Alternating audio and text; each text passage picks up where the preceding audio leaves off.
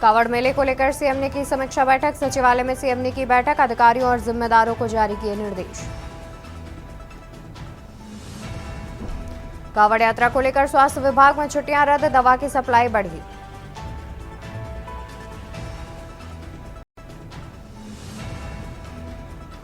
सार्वजनिक की गई यूसीसी की रिपोर्ट, पब्लिक डोमेन में शामिल की गई यूसीसी रिपोर्ट। और 15 जुलाई को होगी प्रदेश कार्य समिति की बैठक, मुख्यमंत्री धामी करेंगे इस बैठक की अध्यक्षता। गेस्ट हाउस में जिस्म फरोशी का धंधा, पुलिस ने कई आरोपियों को किया गिरफ्तार।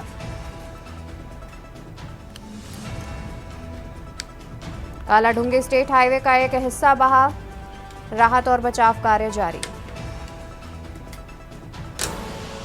आप देख रहे हैं के न्यूज, खबरों का सारथी।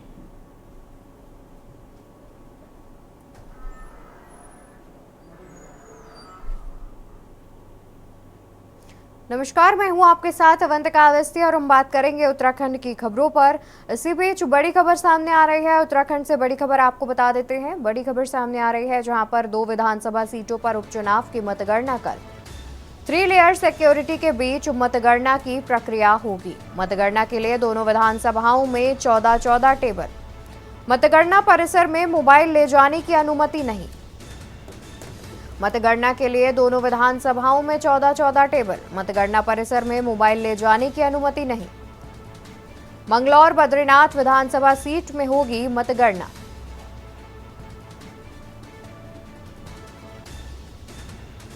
तो 2 विधानसभा सीटों पर उपचुनाव की मतगणना कल 3 लेयर सिक्योरिटी के बीच होगी मतगणना। मतगणना के लिए दोनों विधानसभाओं में 14-14 टेबल। मतगणना परिसर में मोबाइल ले जाने की अनुमति नहीं। मतगणना के लिए दोनों विधानसभाओं में 14-14 टेबल।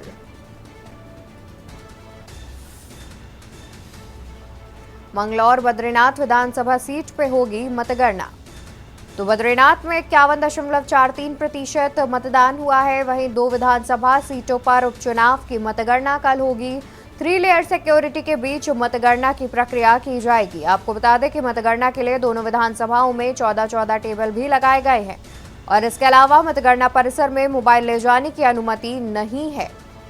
दोनों विधानसभाओं में 14-14 टेबल और मतगणना परिसर में मोबाइल ले जाने की अनुमति नहीं। मंगलौर बद्रीनाथ विधानसभा सीट में होगी मतगणना। बद्रीनाथ में 51.43, मंगलौर में 68.24% मतदान।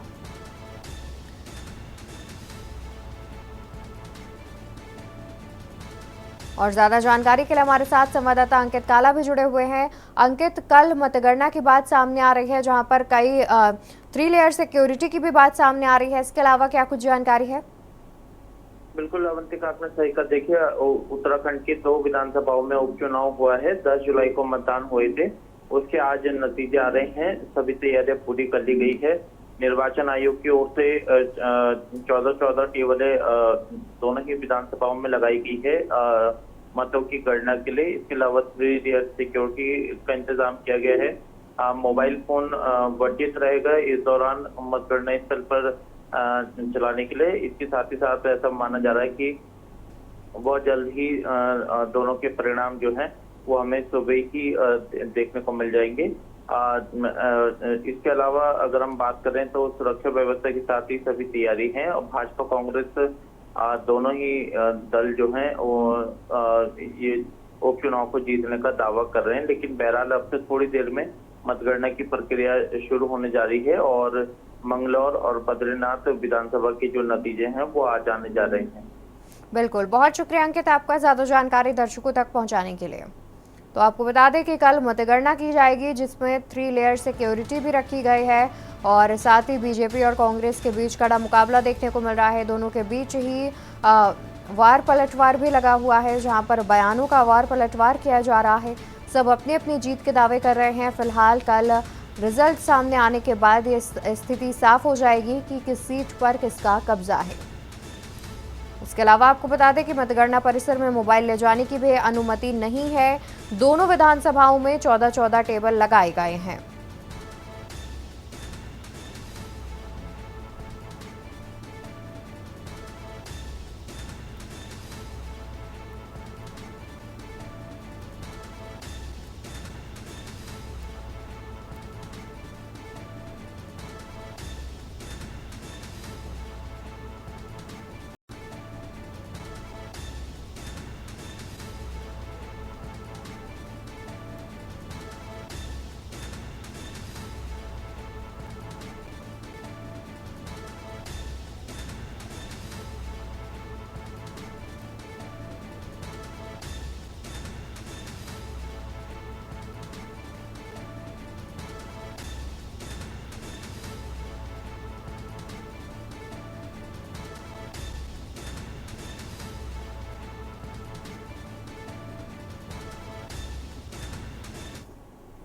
और वहीं खबर देहरादून से है, जहां यूसीसी नियमावली कमेटी के अध्यक्ष और पूर्व मुख्य सचिव शत्रुघ्न सिंह ने शुक्रवार को प्रेस कॉन्फ्रेंस की, जिसमें समान नागरिक संहिता की पूरी रिपोर्ट जारी हुई है।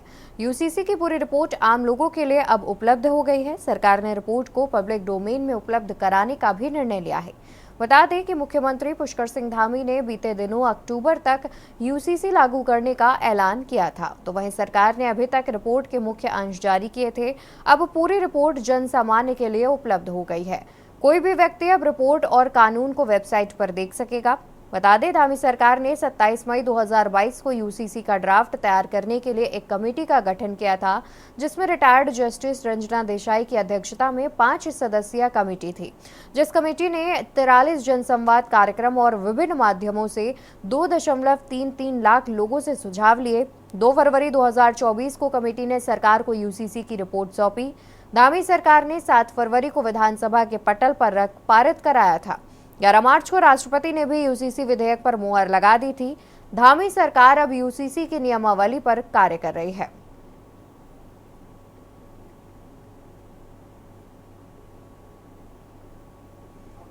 जैसा कि आपने सुना, अभी बताया गया कि जो माननीय मुख्यमंत्री जी ने जो निर्देशन दिया है, हम लोग की नई मीटिंगें हो चुकी हैं और हम लोग उसी आधार पर माननीय मुख्यमंत्री जी के निर्देशन के हिसाब से अपने सबसे समय पर करें। अफवाहों के विषय में बोलना बड़ा मुश्किल है सर। इसको ग्राउंड जीरो पे इम्प्लीमेंट कर सकते हैं। आपने देखा है, जैसा कि आप अभी समिति के अध्यक्ष ने बताया आपको कि माननीय मुख्यमंत्री जी की जो अपेक्षाएं हैं उसके हिसाब से हम लोग समय पे भी कर लेंगे और ग्राउंड पे भी इसको हम लोग पूरी तरह से इम्प्लीमेंट करवा देंगे। तो यूसीसी का जो संहिता है वो तो विधेयक विधानसभा में पारित हो चुका, केवल लागू होने की तिथि अब निर्धारित होनी है। इसके संबंध में नियमावली बनाई जाएगी। यूसीसी में 3 प्रकार की मुख्य व्यवस्थाएं की गई हैं: शादी और तलाक, मैरिज एंड डिवोर्स, उसके साथ ही साथ लिव इन रिलेशनशिप का है, और साथ ही साथ इनहेरिटेंस और सक्सेशन, जिसमें इंटरस्टेट सक्सेशन और टेस्टामेंटरी सक्सेशन दोनों को कवर किया गया है। और ये सेकुलर लॉ के रूप में लाया गया है, जो सभी पर समान रूप से लागू है। ये कब से लागू होगी सर? तो जब नियमावली बन जाएगी, ऐसा राज्य सरकार को लागू करना है, लेकिन समिति भी नियमावली बना रही है।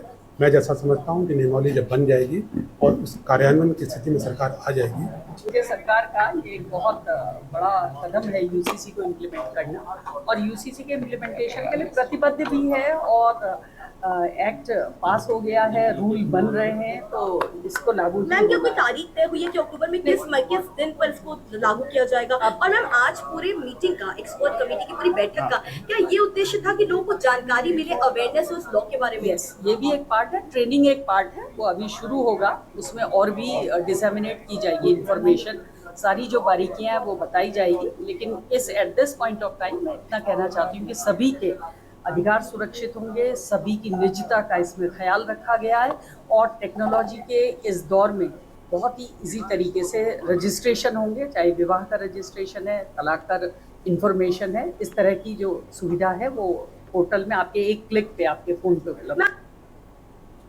वहीं उत्तराखंड कांग्रेस के प्रदेश अध्यक्ष करण माहरा ने के न्यूज इंडिया से खास बातचीत की। इस दौरान उन्होंने मंगलौर और बद्रीनाथ विधानसभा सीट पर हुए उपचुनाव में जीत का दावा किया है।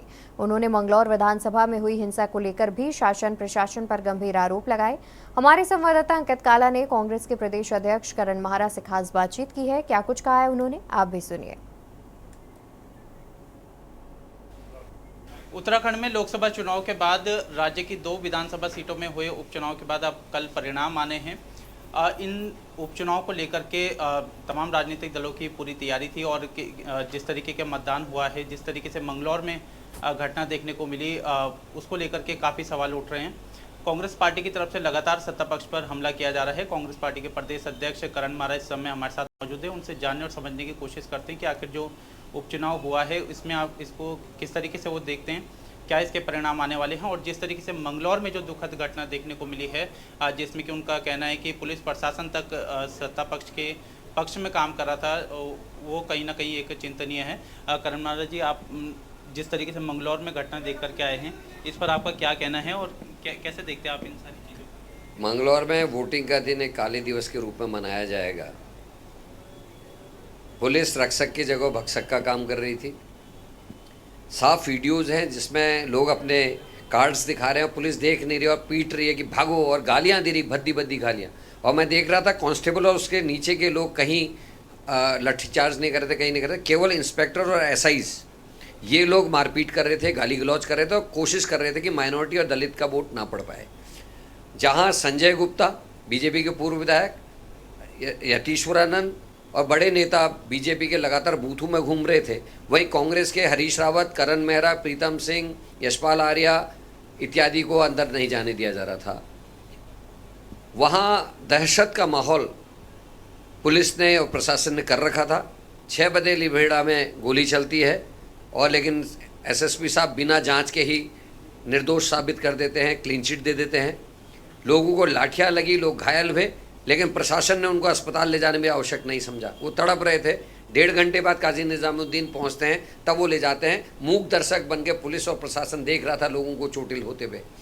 मैं एक पार्टी विशेष के कार्यकर्ताओं को गुंडागर्दी करते हुए देख रहा था, माइनॉरिटी के लोगों को मार मार के उनके घरों में बंद किया जा रहा था, और HR नंबर की गाड़ी लगभग कई बूथों में देखने को मिली हैं। उनके वीडियोस हमारे पास है और हम इनको कोर्ट में सबूत के रूप में पेश करेंगे। एक तरफ वोटिंग कर रहे हैं, उत्तराखंड की गाड़ियां नहीं घूम सकती, करण मेहरा नहीं जा सकता, हरीश रावत और CLP यशपाल आर्या नहीं जा सकते, लेकिन संजय गुप्ता, यतीश्वरानंद जा सकते हैं और हरियाणा के लोग वहां घूम के गुंडागर्दी कर सकते हैं। ये मंगलौर में हुआ है और हम इसको कोर्ट में भी साबित करेंगे। मंगलौर में तो हमने जिस तरीके की वीडियो आ रही है वहाँ पे पुलिस वाले धक्का मुक्की कर रहे हैं, और जिन पुलिस वालों पे कानून व्यवस्था को बनाए रखने की जिम्मेदारी थी वो खुद वहाँ पर उल्लंघन करते हुए नजर। निश्चित ही पुलिस के 3 तो ऐसे SI और ऊपर के रैंक के लोग हैं जिनके हमारे पास वीडियोस हैं, और जिस तरीके से महिलाओं के ऊपर पुलिस वाले जो पुरुष पुलिसकर्मी हैं वो लाठियां भाज रहे थे, वो चिंता का कारण है।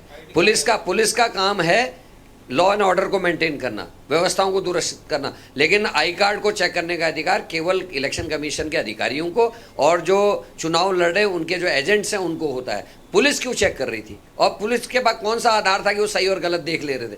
इस तरीके से मार पीट के लाइनें भगाई गई हैं। 3 बजे के बाद मैक्सिमम बूथ्स में पोल नहीं होने दिया, केवल उन्हीं लोगों को पोल करने दे रहे थे जो बीजेपी का अभिकर्ता लेके जिनको आ रहा था, उन्हीं को पुलिस पोल करने दे रही थी, बाकी को अंदर आने। हम इलेक्शन कमीशन से मांग कर रहे हैं कि सारे CCTV कैमरे देखे जाएं, क्या बाहर के और अंदर के हालात थे, और उसके आधार पर निर्णय होगा।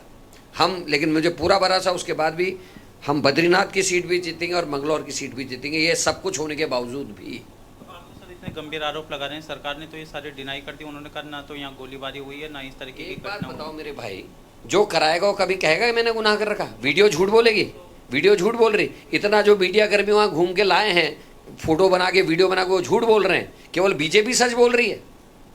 गौतम साहब ने इस चुनाव से पहले घोषित कर दिया था कि क्या होगा। उन्होंने कह दिया था कि चुनाव में जीत इंपॉर्टेंट होती है, आइडियोलॉजी, लोकतंत्र, ये कुछ पार्टीवादी विचारधारा कोई कुछ नहीं, जो जीतेगा वो सिकंदर, ये उनके शब्द थे। और उन्होंने कल दिखा दिया, पुलिस का इस्तेमाल करके, प्रशासन का इस्तेमाल करके जो किया है वो निश्चित ही आश्चर्यजनक है। और हम आपको आज कह रहे हैं, सरकारें आती हैं और जाती हैं, ये जितने अधिकारी और पुलिसकर्मियों ने इस तरह की हरकतें की हैं जो वीडियो में आए हैं, किसी को भी हम बकसने वाले आने वाले समय में नहीं है। चुनाव कमीशन काम करेगा ठीक, नहीं तो सरकार आएगी तो इनकी सबकी पोथियाँ कुंडलियाँ सब खोली जाएंगी।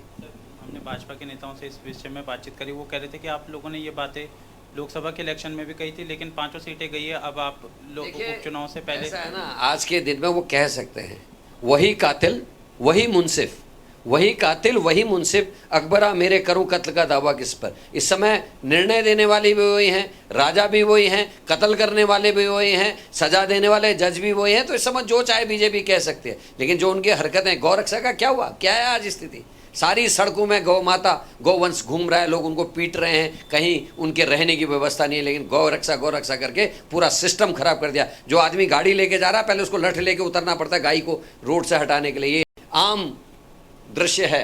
गाँव में स्थिति है, बाघ खा रहे हैं, तो जो छोटे श्याल होते हैं वो गायों को खा रहे हैं, जिसके खेत में जा रहे वो लठ मारने को मजबूर है। ये इनका गौरक्षा है। बेटी बचाओ बेटी पढ़ाओ की कलई अंकिता से लेकर किरण नेगी से लेकर ममता जोशी बहुगुणा तक, और उत्तराखंड राज्य 9 हिमालय राज्यों में आज महिला अपराध में पहले नंबर पर। इन्हीं का उपक्रम NCR भी इस बात को कह रहा है। तो ये कुछ भी कह सकता है, उसके बावजूद भी सिकंदर हैं। लेकिन भगवान राम ने सबक सिखाना शुरू कर दिया है। अयोध्या हारे हैं, अगल बगल की 6 सीटें हारे हैं, अब ये बद्रीनाथ हारेंगे कल को, और उसके बाद अन्य स्थानों को भी हारेंगे। ऐसी परिस्थिति स्थिति में आप फिर भी जीत को लेकर के आश्वस्त मैं हैं? इसलिए हूँ क्योंकि जनता हमारे साथ है, लेकिन कुछ तो वोट पड़ा है ना। मुझे भरोसा है अगर हम 20,000 से जीतने वाले थे तो 2,000 से जीतेंगे, लेकिन जीतेंगे हम ही, बिल्कुल। तो ये थे करण मारा, कांग्रेस पार्टी के प्रदेश अध्यक्ष, जो जीत का दावा कर रहे हैं। अपने सहयोगी लईक अहमद के साथ मैं अंकित काला, के न्यूज़ इंडिया, देहरादून।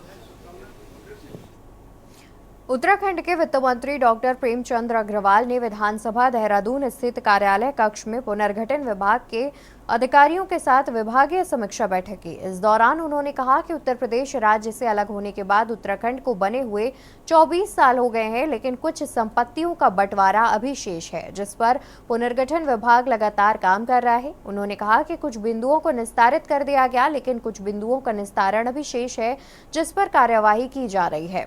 बताया कि हरिद्वार में उत्तर प्रदेश सिंचाई विभाग की करीब 700 हेक्टेयर भूमि का उपयोग कुंभ मेला या अन्य आयोजन के लिए उपयोग किए जाने पर सहमति बनी है। हरिद्वार और उधम सिंह नगर की कुल 24 नहरों का हस्तांतरण उत्तराखंड सरकार को किया गया। इसी तरह हरिद्वार स्थित गंग नहर में स्पोर्ट्स गतिविधि पर भी उत्तर प्रदेश के साथ सहमति बनी है। हमारा उत्तराखंड राज्य अलग हुआ था उत्तर प्रदेश से, तो कुछ संपत्तियों के बंटवारे के बारे में हम लोग लगातार प्रयास करते रहे, और चूँकि पुनर्गठन विभाग जो है वो ये सब काम लगातार देख भी रहा है। आज उसकी समीक्षा बैठक मैंने की, हालांकि इससे पहले भी मैं बैठा था। तो जो बिंदु निस्तारित हुए और जो बिंदु अभी निस्तारित होने, तो उन पे मेरी द्वारा चर्चा की गई। उसमें जैसे आप देखिए, हरिद्वार में जो सिंचाई विभाग का जो भूमि है, उत्तर प्रदेश सिंचाई विभाग, वो 697 हेक्टेयर है, लेकिन उसमें अब ये तय हुआ था उस समय कि जब भी कुंभ मेला या अन्य ऐसे आवश्यक प्रयोजन होंगे हम उसमें कर सकेंगे। जैसे हमारे यहाँ कुंभ होगा तो हम उसका इस्तेमाल कर सकेंगे।